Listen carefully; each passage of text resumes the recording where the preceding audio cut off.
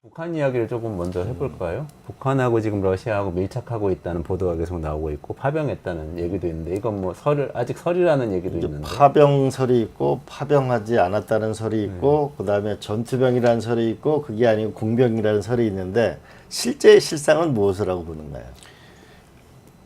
아마도 가서 뭐 훈련을 하고 있을 가능성이 크지 않을까. 브라디보스톡에서요. 그러니까 어딘지는 뭐 알 수가 없죠. 그러니까 뭐 저희가 유엔에서 평화유지군을 보내도 네.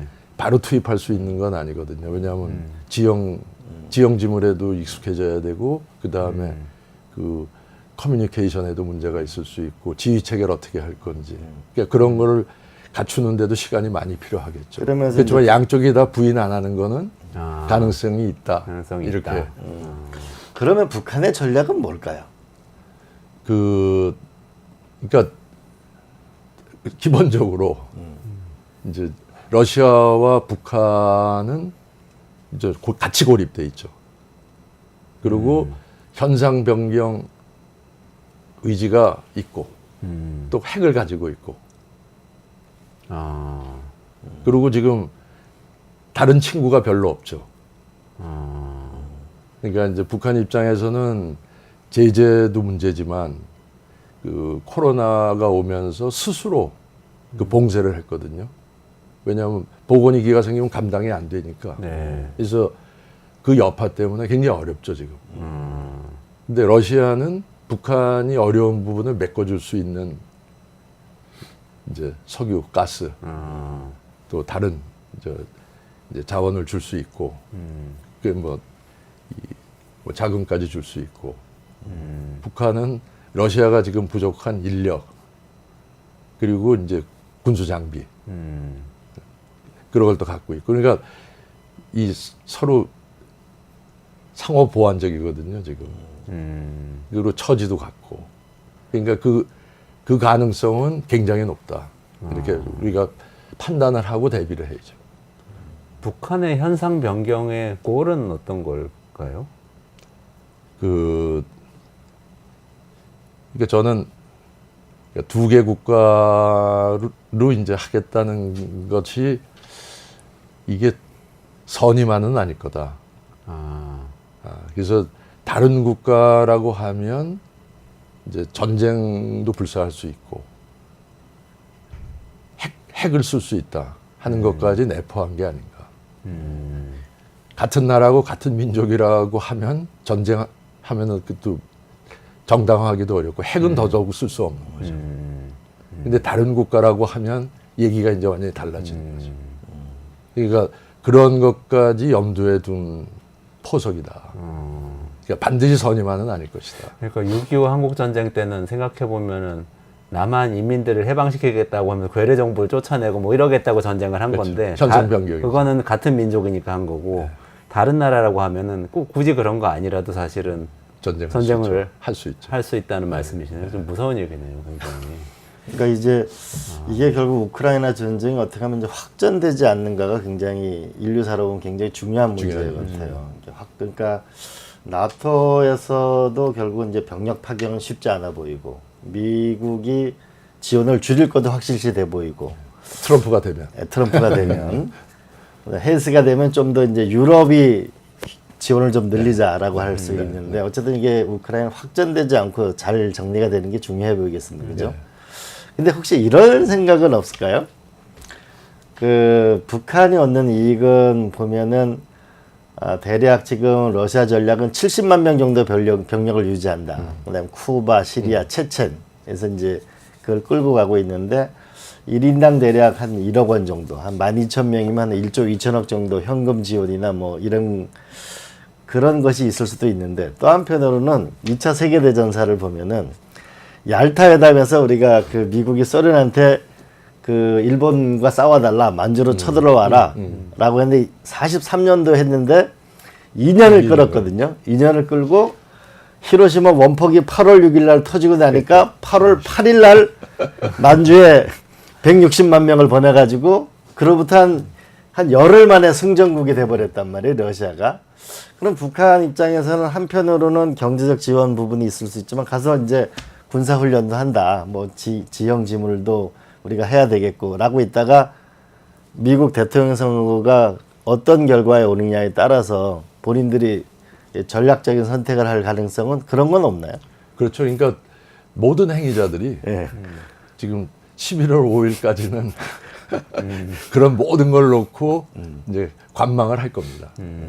이제 그러고 11월 5일에 결정이 되면 근데 이제 초박빙이기 때문에 또 개표하는데 조금 시간은 걸릴 수 있죠. 근데 어찌됐든 그 결과가 나오면 그 다음에 이제 말씀하신 대로 카드를 이제 정리를 하겠죠. 지금은 이제 모든 카드를 올려놓고 그리고 이거를 어떻게 내가 이 카드로 움직여야 되겠다 하는 거를 이제 결론을 내겠죠.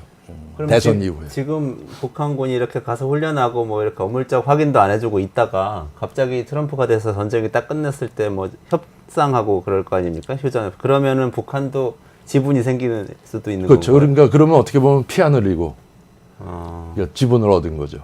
아, 그리고 러시아한테는 인지분 쓰고 실제 가서 이제 피는 안 흘렸고 그리고 이제 자기들이 원하는 거를 요구할 수 있겠죠. 그러니까 그게 말씀하신 대로 경제적인 대가뿐만 아니라 그 북한이 지금까지 가져온 핵을 포함한 군사 기술의 대부분은 러시아 거를 직접 받거나 받아다가 리버스 엔지니어링을 해서 한 거거든요. 그러니까 지금 북한이 확보하지 못한 군사 기술은 제일 줄 가능성이 큰 나라는 러시아인 거죠. 그러니까 얻고 싶은 게 많은 거죠, 러시아한테. 그러니까 서로 주고받을 게 많기 때문에 그래서 저는 지금 그런 협력이 확인은 안 하지만 이루어지고 있을 가능성은 매우 크다고 보는 게 상식적이다. 러시아는 북한을 끌어들여서 어떤 걸 넣습니까? 그러니까 자기들이 부족한 지금 우선 병력 보충하는 것도 문제고 후방에 지원하는 공병 이런 것도 지금 취약하죠.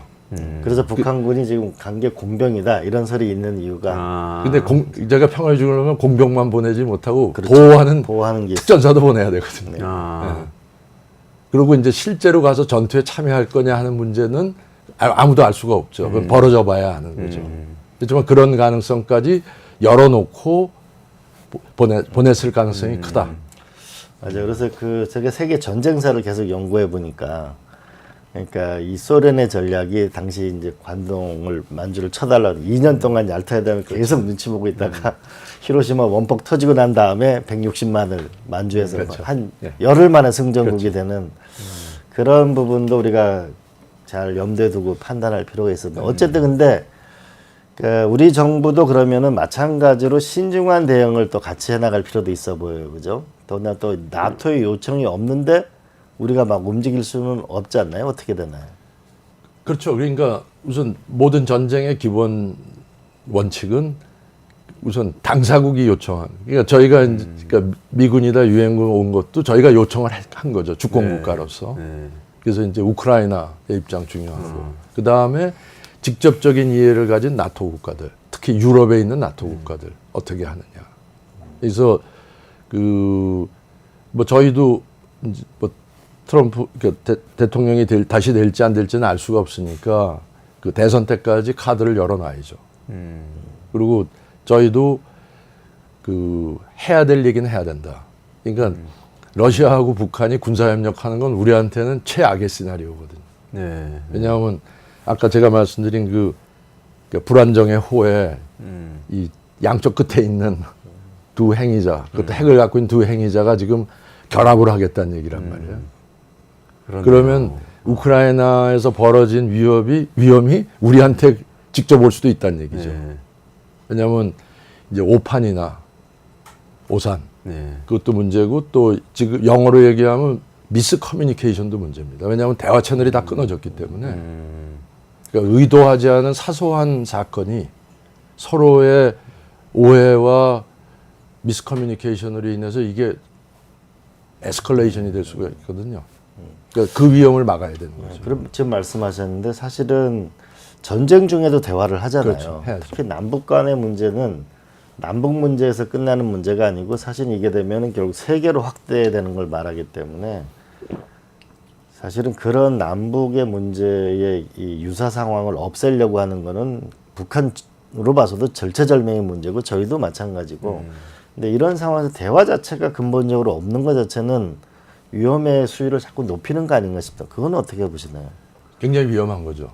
그러니까 우리 입장에서는 그러니까 이렇게 복잡한 대화를 할 거냐 말 거냐, 뭐 육자회담을 다시 할 거냐, 이거는 굉장히 복잡한 고차방 정식인데 핫라인은 말씀하신 대로 어떤 경우에도 열려 있어야 되는 거죠. 그러니까 핫라인은 끊어지면 안 되는 거죠.